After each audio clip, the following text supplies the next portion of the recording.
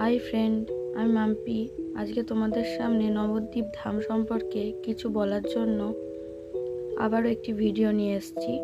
আচ্ছা, তোমরা কি জানো নবদ্বীপ ধাম বিশ্বের 16তম, ভারতের 7তম দীর্ঘতম রেলওয়ে স্টেশন? আচ্ছা, তাহলে ভিডিওটি পুরো শুরু থেকে দেখো। নবদ্বীপ ধাম ভারতের পশ্চিমবঙ্গ রাজ্যের নদিয়া জনপদের একটি সুপ্রাচীন ঐতিহ্যবাহী শহর ও পৌরসভা এলাকা। নবদ্বীপ চৈতন্য মহাপ্রভুর জন্মস্থান ও সন্ন্যাসপূর্ব লীলাক্ষেত্রের একটি বিখ্যাত জায়গা। নবদ্বীপ পৌরসভা 1869 সালে স্থাপিত। বাংলায় সেন রাজাদের আমলে 1159 থেকে 1206 নবদ্বীপ ছিল রাজধানী শহর। জানবো নবদ্বীপ কেন বিখ্যাত। রাস উৎসবের জন্য বিখ্যাত, যেখানে শহর আলোকিত হয়।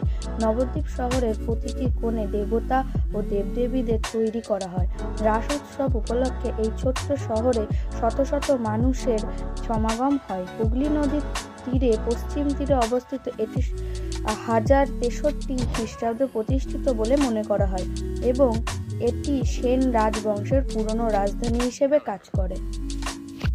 নবদ্বীপ মন্দির ও দর্শনীয় স্থানসমূহগুলি হল শাক্ত ও বৈষ্ণব এবং শৈব শক্তির ঐকান্তিক সংমিশ্রণে নবদ্বীপ ঐতিহাসিক পীঠস্থান রূপে পরিণত হয়েছে।